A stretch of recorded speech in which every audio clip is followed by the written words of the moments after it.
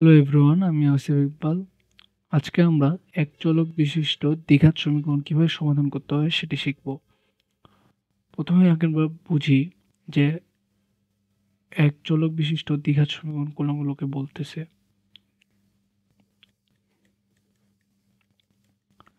এটা একটা সমীকরণ। এখন এখানে চলক কয়টা?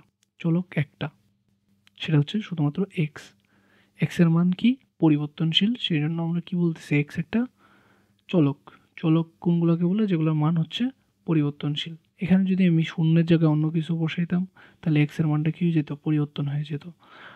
আর 2, 3, 5 এগুলো কি? এগুলো হচ্ছে ধ্রুবক মান, সেগুলোর মান কি? পরিবর্তনশীল হয় না। কিন্তু এক্স এর মান কি? পরিবর্তনশীল। তাহলে এখানে কি বলবো আমরা? চলক কয়টা? চলক হচ্ছে একটা। আচ্ছা, ঘাত কি বোঝায়? ঘাত বলতে বোঝায় পাওয়ার। পাওয়ার বলতে কি বোঝাচ্ছে? এই যে এক্স এর উপর যে সংখ্যাটা দেওয়া আছে এটাকে বলে পাওয়ার। তাহলে এখানে পাওয়ার কত? 2। এখানে পাওয়ার কত? এখানে কিন্তু 1 আছে, কিছু দেওয়া নেই মানে কি আছে? 1 দেওয়া আছে। এটা পাওয়ার কত? 1। আর এখানে কি এক্স দেওয়া আছে? 5 এর সাথে কি কিছু দেওয়া আছে? কিছু দেওয়া নাই মানে এক্স এর পাওয়ার হচ্ছে 0। এক্স এর পাওয়ার 0 হলে কত হয়? এর মান কত হয়? 1 হয়। সিম্পল। দেখেন, তাহলে এখানে সর্বোচ্চ ঘাত কত? সর্বোচ্চ ঘাত বা পাওয়ার, ঘাত অর্থ কি বুঝলাম আমি? ঘাত বলতে বুঝলাম পাওয়ার। ঠিক আছে? তাহলে এখানে সর্বোচ্চ পাওয়ার কত? 2। সর্বোচ্চ পাওয়ার কত? 2। চলক কয়টা? একটা। চলক হচ্ছে একটা, পাওয়ার কত? সর্বোচ্চ পাওয়ার হচ্ছে 2টা। সেজন্য আমরা এই সমীকরণটাকে কি বলতেছি? এক চলক বিশিষ্ট দ্বিঘাত সমীকরণ। ঠিক আছে? এক চলক বিশিষ্ট দ্বিঘাত সমীকরণ। এখন আমরা এটা সমাধান করতে শিখবো যে এক চলক বিশিষ্ট দ্বিঘাত সমীকরণকে কিভাবে সমাধান করে। এটা সমাধান করার আগে আমাদের জানতে হবে যে এখানে এক্স এর মান কয়টা পাবো? এক্স এর মান কয়টা পাবো? এক্স এর মান কয়টা পাবো এখানে? এক্স এর মান সবসময় রাখবেন যে এক্স এর মান সবসময় সর্বোচ্চ ঘাতের সমান পাবেন। সর্বোচ্চ ঘাত যতগুলো থাকবে, সর্বোচ্চ ঘাত যতগুলো থাকবে ততগুলো এক্স এর মান পাবেন। সর্বোচ্চ ঘাত যতগুলো থাকবে ততগুলো এক্স এর মান পাবেন। যদি সর্বোচ্চ ঘাত 2টি থাকে, সর্বোচ্চ 2 কত? এখানে সর্বোচ্চ ঘাত কত? 2 না? এক্স স্কোয়ার দেওয়া আছে, এখানে এক্স স্কোয়ার দেওয়া আছে। তাহলে সর্বোচ্চ ঘাত যেহেতু 2, তাহলে এখানে এক্স এর মান পাবেন কয়টি? 2টি। যদি সর্বোচ্চ ঘাত 3 থাকতো, ধরেন যে 2x³ 3 থাকতো, তাহলে এক্স এর মান কয়টি পেয়ে দিতেন? এক্স এর মান পেতেন 3টি। যদি সর্বোচ্চ ঘাত 1 থাকতো তাহলে এক্স এর মান কত পেতেন? যেমন ধরেন এর সর্বোচ্চ ঘাত এখানে এই সমীকরণে কত দেওয়া আছে সর্বোচ্চ ঘাত? এই সমীকরণে সর্বোচ্চ ঘাত দেওয়া আছে 1। তাহলে এখানে মান কত হবে? এখানে এক্স এর মান কয়টা পাবো আমরা? একটা পাবো। এক্স এর মান কয়টা পাবো? একটা পাবো। তাহলে আমরা এটা জানলাম যে সর্বোচ্চ ঘাত ছয়টি থাকবে, এক্স এর মান তয়টি পাবো। তাহলে এখানে এক্স এর সর্বোচ্চ ঘাত যেহেতু 2, সেহেতু আমরা এক্স এর মান কয়টা পাবো? 2টি। এটা সমাধান করতে শিখবো আমরা। আচ্ছা, আমি যে এখানে বললাম যে এক্স এর পাওয়ার 0 হলে সেটার মান 1 হয়। কেন 1 হয় এটা কি আমরা জানি? এটা আমি একটু দেখাই দিই যে এক্স এর মান 0 হইলে কেন 1 হয়? এক্স এর পাওয়ার 0 হইলে, সরি ভুল বলছি। কিছু বলতে ভুল হলে সেটা ক্ষমার দৃষ্টিতে দেখবেন। দেখেন, ধরেন যে 2, 2 এর পাওয়ার 1 করলে আমরা কত হয়? 2 হয়। 2 এর পাওয়ার 2 করলে কত হয়? 4 হয়। 2 এর পাওয়ার 3 করলে কত হয়? 8 হয়। 2 এর পাওয়ার 4 করলে কত হয়? 16 হয়। তাহলে দেখেন যে এখানে প্রতি ক্ষেত্রে 2 দ্বারা গুণ হচ্ছে। কত দ্বারা গুণ হচ্ছে? 2 দ্বারা গুণ হচ্ছে। 2 দ্বারা গুণ হচ্ছে। তাই না? তো আমরা যদি এটা ব্যাক ক্যালকুলেশন করি তাহলে কি হবে? প্রতি ক্ষেত্রে 2 দ্বারা ভাগ হবে। 2 দ্বারা কি হবে? ভাগ হবে। দেখেন, চিন্তা করেন। 2 দ্বারা কি হবে? ভাগ হবে। অর্থাৎ 16 কে 2 দ্বারা ভাগ করলে 8 হয়, 8 কে 2 দ্বারা ভাগ করলে 4 হয়, 4 কে 2 দ্বারা ভাগ করলে 2 হয়। তো আমি জয়বার 2 দ্বারা ভাগ করব তত পাওয়ার কমবে। পাওয়ার 4 ছিল, একবার 2 দ্বারা ভাগ করলাম, পাওয়ার 3 হইল। পাওয়ার 3 ছিল, একবার 2 দ্বারা ভাগ করলাম, পাওয়ার 2 হইল। পাওয়ার 2 ছিল, একবার 2 দ্বারা ভাগ করলাম, পাওয়ার 1 হইল। পাওয়ার 1 ছিল, একবার 2 দ্বারা ভাগ করলাম, পাওয়ার 0 হয়ে যাবে। এই যে 2 আছে, এই 2টাকে কি দ্বারা ভাগ করব? 2 দ্বারা ভাগ করব। তাহলে 2 কে যদি 2 দ্বারা ভাগ করি তাহলে আমার অ্যান্সার কত আসবে? 1। এবং এই যে বিষয়টা ঘটতেছে এটা প্রত্যেকটা কিসের জন্য হয়? প্রত্যেকটা এক্স এর মানের জন্য হয়। যার ফলে আমরা কি করি? যে এক্স এর পাওয়ার 0 হলে সেটা 1 লিখি। ঠিক আছে? এখন কেউ বলতে পারে ভাইয়া শূন্যের পাওয়ার শূন্য হইলে কি হবে? এটা অসংজ্ঞায়িত। এটা কি? অসংজ্ঞায়িত। শূন্যের পাওয়ার শূন্য হইলে কিন্তু 1 হয় না। শূন্যর পাওয়ার শূন্য হইলে কিন্তু 1 হয় না। এটা মাথায় রাখতে হবে। তো এখানে x এর পাওয়ার মানটা কিন্তু শূন্য হবে না। এটা মাথায় রাখতে হবে। নেক্সটে দেখি আমরা।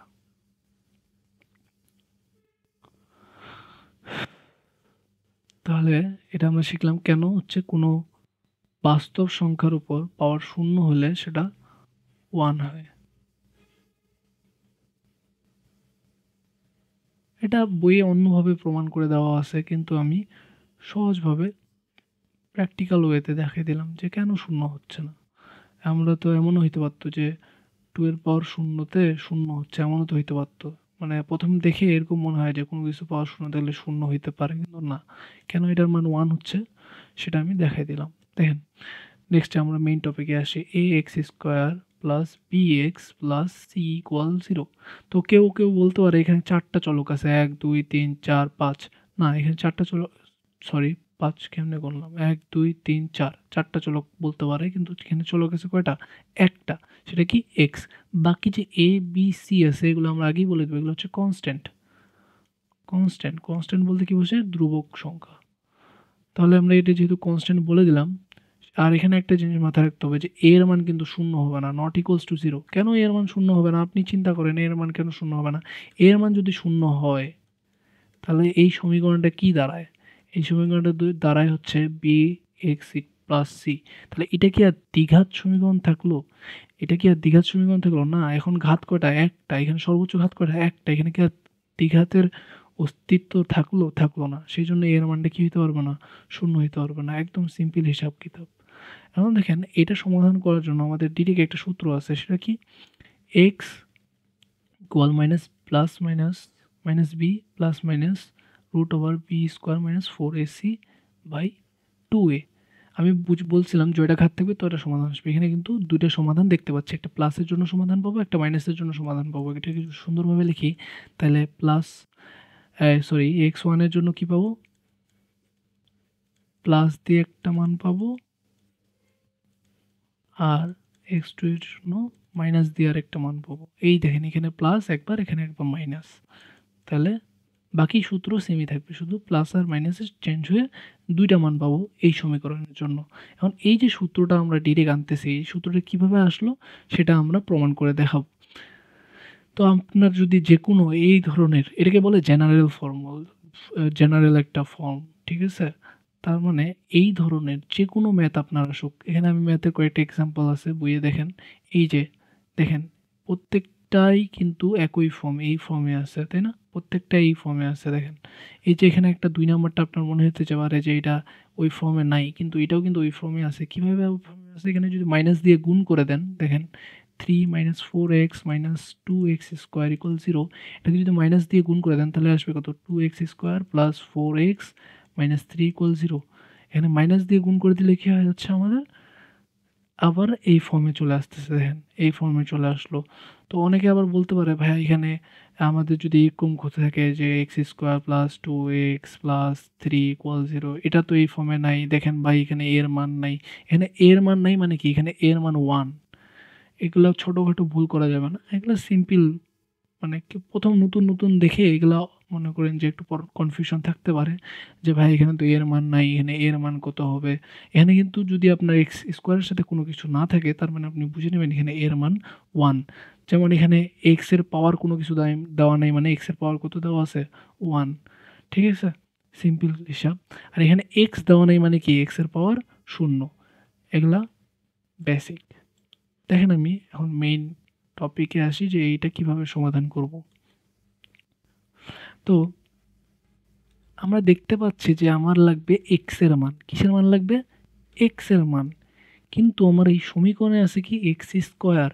চিন্তা করেন, আপনি এক্স স্কোয়ারকে যদি এক্স আকারে প্রকাশ করতে চান তাহলে আপনি কোন সূত্র ইউজ করবেন? আপনি চিন্তা করেন। তো আপনি তো ডিরেক্ট এখানে এক্স স্কোয়ারের মান বের করবেন না, তাই না? আপনি তো এক্স স্কোয়ারের মান বের করবেন না, আপনি বের করবেন এক্সের মান। তাহলে আপনাকে অবশ্যই এক্স স্কোয়ারে এক্সে ট্রান্সফর্ম করা লাগবে অবশ্যই। চিন্তা করেন, লজিক্যালি চিন্তা করেন, আপনাকে এক্স স্কোয়ারে কী কিসে ট্রান্সফরমেশন করা লাগবে? যে এক্সে এক চলক এক ঘাতে মানে আনার লাগবে। এখানে দ্বিঘাতে আছে এক্স, এক্সকে কী করা লাগবে? এক ঘাতে আনার লাগবে। তো এই জন্য আমরা যে সূত্রটা ইউজ করি সেটা সিম্পল সূত্র, x square plus 2xy plus y square. এখান থেকে আমরা এক্স প্লাস ওয়াই হোল স্কোয়ারে আনতে পারি। দেখেন, চিন্তা করেন আপনি একদম লজিক্যালভাবে দেখেন, যেখানে এক্সের ঘাত ছিল 2, ঠিক আছে, সেখান থেকে আমি এক্সের ঘাতকে 1 নিয়ে চলে আসছি। এখন আপনি তো বলতে পারেন, ভাই এটাও তো দ্বিঘাত সমীকরণ রাশি, এখানে তো এই যে বর্গটা আছে, এই বর্গটাকে যদি আমি মানে ক্যালকুলেশন করি, তাহলে কিন্তু এখানে আপনার এই এক্সটা আর একঘাত সমীকরণ থাকতেছে না। আপনি চিন্তা করেন যে এটা ইকুয়াল আপনার 2 দেওয়া আছে, সেই ক্ষেত্রে কি আপনি এক্স স্কোয়ারের মান বের করতে পারবেন না। কিন্তু আপনার এখানে যদি 2 দেওয়া থাকে, আর এখানে যদি 2 দেওয়া থাকে, ধরেন যে এটা ইকুয়াল টু 2 দেওয়া আছে, সেই ক্ষেত্রে আপনি কি করতে পারবেন? এই স্কোয়ারটাকে পার করে দিতে পারবেন। পার করে দিলে কি থাকবে আপনার? X square plus x plus y root 2। এখানে দেখেন, এক্স বের করার একটা উপায় থাকতেছে, এক্স বের করার একটা উপায় থাকতেছে, কিন্তু এখানে আপনি এক্স বের করতে আপনার 12টা বাজে যাবে এই নর্মাল এই ইকুয়েশন দিয়ে। আপনার মনে হতে পারে, হ্যাঁ ভাই এখান থেকে এটা equal to x plus y লেখা যেতে পারে, এক্স স্কোয়ার লেখা যেতে পারে। দেখেন, কিন্তু এই জায়গায় কি আমি এই সূত্র ডিরেক্ট আনতে পারতেছি না। তো এই সূত্রটাই আমরা ডিরেক্ট আনার চেষ্টা করব। আপনি চিন্তা করেন, আপনাকে জাস্ট এটা বোঝাচ্ছি যে আমি কেন এখানে এ প্লাস বি হোল স্কোয়ারের সূত্র আনতে চাচ্ছি। কারণ এ প্লাস বি হোল স্কোয়ারের সূত্র দিয়েই কেবলমাত্র আমরা এই বর্গ থেকে মানে দ্বিঘাত থেকে এক্সকে আমরা এক ঘাতে কনভার্ট করতে পারবো। এটাই লজিক। বেশি এখানে কথা বলে কোনো লাভ নেই, যে আমরা এখানে এ প্লাস বি হোল স্কোয়ারের সূত্র এক ঘাতে আনার জন্য ফেলানো হচ্ছে। দেখেন, এই সমীকরণটাকে আমি এক ঘাতে আনবো, এক ঘাতে আনার জন্য কি করব? এ প্লাস বি হোল স্কোয়ারের সূত্র ফেলাইতে হবে আমাকে এখানে। তো কথা হচ্ছে, এখানে এ প্লাস বি হোল স্কোয়ারের সূত্র আনবো কীভাবে? দেখেন, আমি প্রথমে কি করব, যে এখানে আপনি 2টা প্রসেস করতে পারেন। একটা হচ্ছে এই পুরোটাকে এ দিয়ে গুণ করে আপনি এ স্কোয়ার এক্স স্কোয়ার আনতে পারেন, অথবা এ দিয়ে ভাগ করে আপনি এক্স স্কোয়ার আনতে পারেন। ঠিক আছে? তো বইয়ে যেহেতু এ দিয়ে গুণ করে এটা দেখাই দিছে, তাহলে আমি এ দিয়ে ভাগ করে কীভাবে প্রমাণটা করতে হয় সেটা দেখাবো। দেখেন, এ দিয়ে যদি আমি ভাগ করে দিই, তাহলে এখানে থাকবে কত? X square plus b by a x plus c by a equal 0, তাই না? তো এটা কি এখনও সূত্র ফেলানোর মতো হয়েছে? এখানে কি এখনও এ plus Y A plus B whole square সূত্র ফেলানো যাবে? এখনও যাবে না। তো আমরা এটা কি করব? X square plus 2x b এ।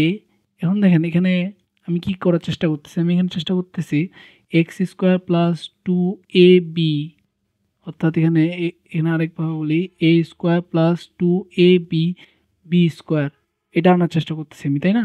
তো আমি এখানে 2ab আনার কারণে, এই যে 2ab আনার জন্য এখানে 2 গুণ করছি, কিন্তু আমার 2টা কি আগে থেকে ছিল না।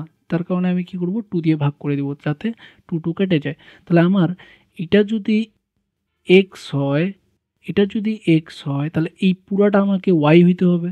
এই পুরাটা তাহলে আমার কি? y whole square.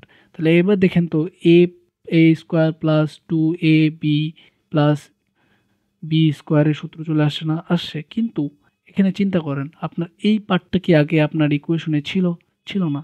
তার মানে আপনাকে এই পার্টটা পুরোটাই বিয়োগ করে দিতে হবে। এই যে ইকুয়েশনটা আমাদের আছে, এই ইকুয়েশনে কি এই পার্টটা ছিল? এই পার্টটা ছিল না। সেজন্য এই পার্টটা কি করব? আমরা পুরোটাই বিয়োগ করে দেব। এই পার্টটা কি করব? আমরা পুরোটাই বিয়োগ। তো আমরা এই পার্টটাতে এখন এ প্লাস বি হোল স্কোয়ারের সূত্র ফেলতে পারবো। তাহলে এখানে কি হবে? X plus b by 2a whole square. ঠিক আছে না? এখন দেখেন, এই যে পার্টটা আছে এটাকে আমরা পার করে দিতে পারবো। পার করে দিলে এই পাশে আসলে কী হবে? B square by 4a square. এখানে নেগেটিভ ছিল, এই পাশে সমান সমান এই পাশে আসার পর কী হয়ে গেল? সমানের চিহ্নের এই পাশে আসার পর এটা পজিটিভ হয়ে গেল। আর এটা পজিটিভ ছিল, এটা পাশে আসলে কী হবে? নেগেটিভ হবে। ঠিক আছে না? এখন দেখেন, এই পাশে আমি লসাগু করব। লসাগু করতে পারেন না আশা করি। 4a স্কোয়ার থাকবে বি স্কোয়ার মাইনাস 4ac। ঠিক আছে? এখন দেখেন, এই যে আসলো আমি যে কথাটা তখন আপনাকে বলছিলাম, এইখানে দেখেন আমি যদি স্কোয়ারটাকে পার করে দেই, তাহলে এখন দেখেন তো আমার এক্সটা একা হয়ে গেল না, এক্সটা একঘাত হয়ে গেল না? এক্সের মানে এখন বের করতে পারবো কিনা? অবশ্যই পারবো।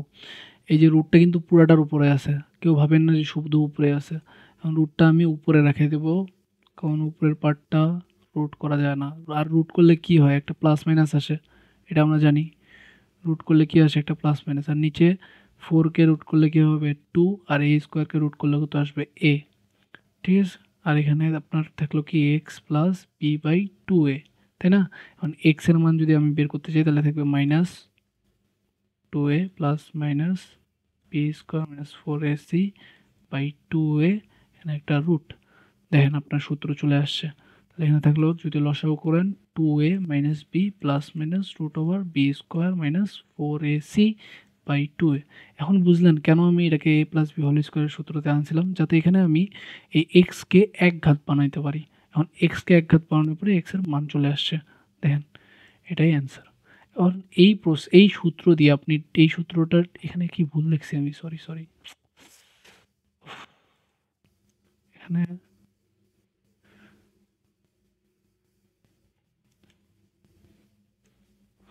হ্যাঁ, এবার ঠিক আছে। দেখেন এই সূত্রটা আমরা ডিরেক্ট ইউজ করে কি করতে পারি, এই বাকি যে অঙ্কগুলো আছে প্রত্যেকটা সলভ করতে পারবো। তার মানে আমাদের এই চ্যাপ্টারটা শেষ। এখানে যতগুলো অঙ্ক আছে এই প্রত্যেকটা অঙ্ক কি করতে পারবো, ওই সূত্র দিয়ে আমরা সলভ করতে পারবো। দেখেন এখানে উদাহরণ আছে, সূত্র ফেলছে, ডিরেক্ট অ্যান্সার আসছে। এখানে কিছু একটা ইম্পর্টেন্ট জিনিস দেখাই দিই আপনাদের। এই যে এটা দেখেন, যে এই যে সূত্রটা কি ছিল, দেখেন উপরে সূত্রটা, এই যে সূত্রটা ছিল যে minus b plus root over b square minus 4ac by 2a, তাই না? এই যে minus b square minus 4ac এই পার্টটা আছে, এই পার্টটার উপরে কিন্তু নির্ভর করবে যে এক্সের মানগুলো, এই যে এক্সের যে এই পুরা এটা ক্যালকুলেশন করে যে মানগুলো আসবে, এই মানগুলো কেমন হবে, এক্সের মানগুলো কেমন হবে সেটা নির্ভর করবে কি এই বি স্কোয়ার মাইনাস 4ac এর উপর। যদি এই পার্টটা শূন্য হয়, চিন্তা করেন এই পার্টটা শূন্য, এই পার্টটা শূন্য, তাহলে এখানে থাকবে কত, এক্স ওয়ানের মানে থাকবে কত, চিন্তা করেন। আমি আরেকবার পরিষ্কার করে দেখাই দিই। দেখেন এখানে এই মানটা শূন্য, এই মানটা কি শূন্য, তাহলে আপনার থাকতেছে কত মাইনাস বি বাই 2a, এখানে থাকতেছে কত মাইনাস বি বাই 2a। তো দুইটাই কি একই হয়ে যাচ্ছে না? তার মানে কি যদি আপনার A B square minus 4ac এর মান যদি শূন্য হয়, তার মানে মূলদ্বয়, মূল বলতে কি বোঝাচ্ছে, এই সমাধানগুলো যে দুইটা সমাধান পাচ্ছেন এই সমাধানগুলোকে মূল বলতেছে, ঠিক আছে। এই মূলগুলো কি হবে, একে অপরের সমান হবে, সেটাই বললাম আমি যে শূন্য হলে সমান হবে। এখন চিন্তা করেন যে এই মানটা শূন্যর থেকে ছোট হয়ে গেছে। শূন্যর থেকে ছোট হওয়া মানে কি, শূন্যর থেকে ছোট হওয়া মানে কি, শূন্যর থেকে ছোট হওয়া মানে ঋণাত্মক হয়ে গেছে। কি হয়েছে, ঋণাত্মক, ঋণাত্মক, এই মানটা কি হয়ে গেছে ঋণাত্মক। আর এই মানটা কিসের মধ্যে আছে, রুটের মধ্যে। আপনি চিন্তা করেন রুটের মধ্যে যদি ঋণাত্মক মান থাকে, অর্থাৎ রুট মাইনাস ওয়ান, এটা কি বাস্তব সংখ্যা? না, এটা বাস্তব সংখ্যা না, এটা হয়ে যাবে অবাস্তব সংখ্যা। অর্থাৎ এই মানটা যদি নেগেটিভ হয় তাহলে সেটা হয়ে যাবে অবাস্তব সংখ্যা। এই দেখেন যদি এই মানটা ঋণাত্মক হয়ে যায় তাহলে কি হয়ে যাবে, কোনো বাস্তব মূল নেই, কি নেই, কোনো বাস্তব মূল নেই, বাস্তব মূল নেই, কিন্তু অবাস্তব মূল আছে। এখন অবাস্তব মূল কি জিনিস সেটা আপনারা বড় ক্লাসে বুঝবেন, আপাতত এটা বোঝার কোনো প্রয়োজন নেই, এটা ইন্টারে আছে, সমস্যা নেই। দেখেন তারপর দেখেন যদি, আচ্ছা ছোট হলে কি হয় সেটা জানলাম, সমান হলে কি হয় সেটা জানলাম, যদি বড় হয়, বড় হলে অবশ্যই বাস্তব হবে, চিন্তা করেন অবশ্যই সেটা বাস্তব হবে। দেখেন এই মানটা যদি আপনার বড় হয়, অর্থাৎ রুটের মধ্যে যদি 2 থাকে বা রুটের উপর যদি 4 থাকে তাহলে অবশ্যই এটা বাস্তব মান, এটা তো অবাস্তব না, তাই না? তাহলে বাস্তব হলে সেটা কি এখানে হবে, বাস্তবে অসমান হবে। অসমান কেন হচ্ছে, দেখেন এখানে মাইনাস বি থেকে একবার পজিটিভ সামথিং হচ্ছে, মাইনাস বি থেকে একবার নেগেটিভ সামথিং হচ্ছে, তাহলে এখানে অবশ্যই দুইটার মান অসমান হবে, তাই না? তাহলে এখানে যদি এই মানটা থাকে অর্থাৎ শূন্য না হয় সেক্ষেত্রে সবসময় অসমান হবে। আর মূলদ হবে না অমূলদ হবে চিন্তা করেন আপনি। মূলদ হবে না অমূলদ হবে এটা কিভাবে বুঝবো আমরা? দেখেন, যদি এটা পূর্ণবর্গ সংখ্যা হয়, পূর্ণবর্গ সংখ্যা হলে কি হবে চিন্তা করেন, আপনি চিন্তা করেন, দেখেন আমি বুঝাই দিই। মাইনাস বি প্লাস মাইনাস আছে তো বাই 2a, এখানে যদি পূর্ণবর্গ হয় অর্থাৎ √4 হলে মনে করেন পূর্ণবর্গ 4 কি একটা পূর্ণবর্গ সংখ্যা আছে, মানে এটা কি করা যাবে পূর্ণভাবে বর্গ ওই রুট করা যাবে, অর্থাৎ এটা অ্যান্সার 2 আসবে। 2 আসবে, এটা অ্যান্সার কি আসবে 2 আসবে। পূর্ণবর্গ অর্থাৎ কি? পূর্ণবর্গ অর্থাৎ ধরেন যে আপনার 2 আছে, 2 কে বর্গ করলে যেটা মান আসে, ঠিক আছে। এখন এটাকে রুট করে যদি এমন একটা সংখ্যা পাই যেটা আর কি দশমিক না, ভগ্নাংশ না, ঠিক আছে, তাহলে সেটাকে আমরা পূর্ণবর্গ করব। যেমন ধরেন আপনি যদি √2 কে যদি করেন তাহলে এখানে এটা কিন্তু অমূলদ সংখ্যা আসবে। এটা কি আসবে? অমূলদ সংখ্যা আসবে। এটাকে পূর্ণবর্গ না, সেই জন্য অর্থাৎ এখানে পূর্ণভাবে বর্গ করা যাবে। এটা এক্সপ্লেন করতে আমার প্রবলেম হচ্ছে, কিন্তু এটাকে আরেকভাবে বুঝাই। দেখেন, তো এটা আমি সংখ্যা যদি দিই, ধরেন এরকম হবে বিষয়টা, n যদি একটি সংখ্যা হয় তাহলে n স্কোয়ার হবে তার পূর্ণ সংখ্যা, পূর্ণবর্গ সংখ্যা। দেখেন, যেমন 2 এর পূর্ণবর্গ সংখ্যা হবে 4, অর্থাৎ এটাকে যদি আপনি রুট করেন তাহলে 2 পাবেন, ঠিক আছে। তো এখানে 4 কি পূর্ণবর্গ সংখ্যা। কেন 4 পূর্ণবর্গ সংখ্যা? কারণ 2 কে বর্গ করলে 4 পাওয়া যায়, তাহলে 4 হচ্ছে 2 এর পূর্ণবর্গ সংখ্যা। তাহলে 4 কে যদি রুট করেন তাহলে কত পাবেন? এখানে 2 পাবেন। তাহলে minus b plus minus 2/2a, এই যদি ক্যালকুলেশন করেন তাহলে এটাকে আপনি একটা ভগ্নাংশ আকারে পাবেন। ধরুন 2/6 পাইলেন বা 1/3 এরকম কোনো একটা মান পাইলেন। তো ভগ্নাংশ আকারে যখন পাবেন আপনি কোনো একটা সংখ্যাকে যখন ভগ্নাংশ আকারে পাবেন সেটাকে আমরা কি বলবো? মূলদ সংখ্যা। সেটাকে আমরা কি বলবো? মূলদ সংখ্যা। আর অমূলদ সংখ্যা কোনটাকে বলে? যেটাকে আমরা ভগ্নাংশ আকারে প্রকাশ করতে পারবো না, অর্থাৎ এখানে দশমিক টাইপের জিনিসপত্র আসবে যেটা কখনো শেষ হয় না। যেমন দেখেন, এখানে অমূলদ বলতে বোঝাবে যে আপনার 3 আসে, √3 আসে ভিতরে। তাহলে 3 কে আপনি কখনো রুট করতে পারবেন না। রুট করলে এখানে অ্যান্সার আসবে 1 পয়েন্ট এরকম সামথিং আসবে। যেমন √2 কে যদি পূর্ণবর্গ করেন, রুট করেন তাহলে আসবে 1.44 সামথিং আসবে। এখানে একটা এমন সংখ্যা আসবে যেটা কখনো শেষ হবে না। এগুলোকে বলে অমূলদ সংখ্যা। যে সংখ্যাটা কখনো শেষ হবে না দশমিকের পরে, এবং এটাকে কখনো আপনি ভগ্নাংশ আকারে প্রকাশ করতে পারবেন না।